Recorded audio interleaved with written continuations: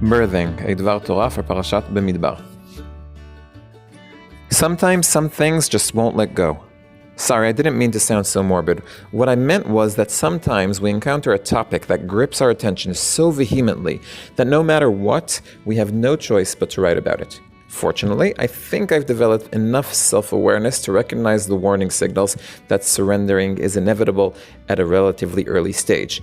This prevents me from wasting time and energy searching for other topics, or at least that's what I tell myself when I'm too lazy to look for an alternative writing topic. Be that as it may, today I want to talk about the unique word Vayityaldu, in the verse Vayityaldu according to their families by their fathers' houses. Let's begin with the difficulty. We aren't familiar with a phenomenon where individuals are Mityaldim, at least not when describing birth.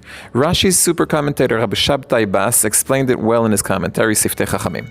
Since the word Vayityaldu is in a reflexive binyan Hitpael, if it means birth in the usual sense, it would imply that they give birth to themselves.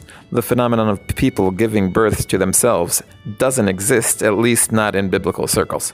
Therefore, commentators sought a different meaning for the word. Rashi explains that it's not about birth in the classical sense, but about testimony of their birth. Each person brought a genealogical record or testimony as to which tribe he belongs to. It's clear that what interests Rashi is the pedigree, and if we look closely at this interpretation, pedigree refers to one's tribe of origin. What Rashi seeks to gain from the tribal lineage is a question in its own right, and we will address it later.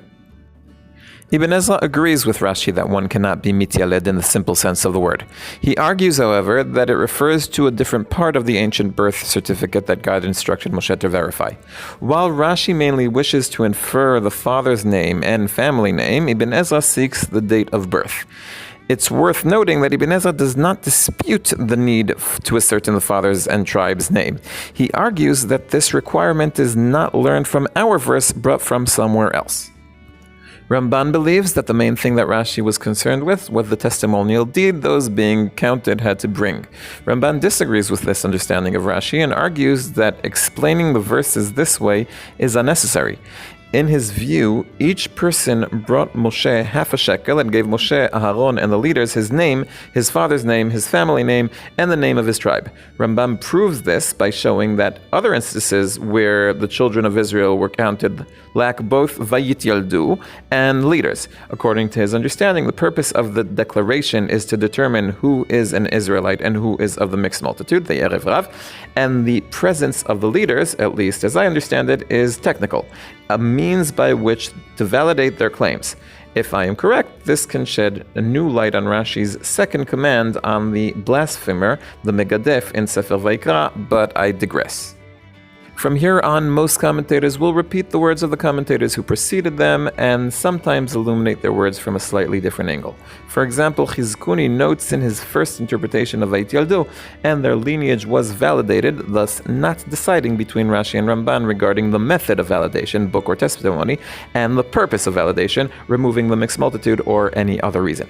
And in his second interpretation, he brings only the words of Ibn Ezra that the purpose is to determine who is 20 years old and who is not. Rabbeinu Bechai reverses the order and first brings the opinion that it was necessary to determine the age of those counted, and only then the opinion that their genealogy was written and each one was assigned to his tribe. But he notes that both are words of the sage Rabbi Avraham of blessed memory, meaning Ibn Ezra. Or Chaim notes that the purpose is to identify illegitimate offsprings. I, however, among the later commentators, especially liked Rabbi Ovadia Sforno's. Like the earlier commentators, his edition is also anchored in a broad literary context. Ibn Ezra tries to determine who was 20 years old and needed to be counted for the army. Ramban wanted to distinguish between the Israelites and the mixed multitude because of the large number that left with them from Egypt. Sforno connects Rashi's words through the military context. Like Ibn Ezra, Sforno is aware of the impeding recruitment of those counted, but also like Rashi, Sforno links this to their lineage, for the merit of their forefathers assists them.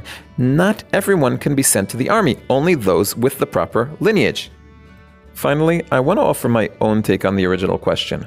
All the commentators explain the meaning of the unique word Vayityaldu, but didn't explain why it was used. I want to suggest that perhaps, or only perhaps, its purpose is to emphasize that those same lineage inquiries and recruitment preparations discussed by the medieval commentators were intended to enable the continued birth of the nation in the wilderness.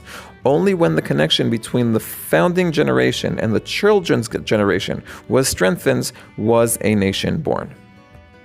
In loving memory of my beloved and heroic student Amichai Shimon ben Batya and Yishai Rubin Hashem Yikom Damo, Dovi Holtz, one who loves Tanakh.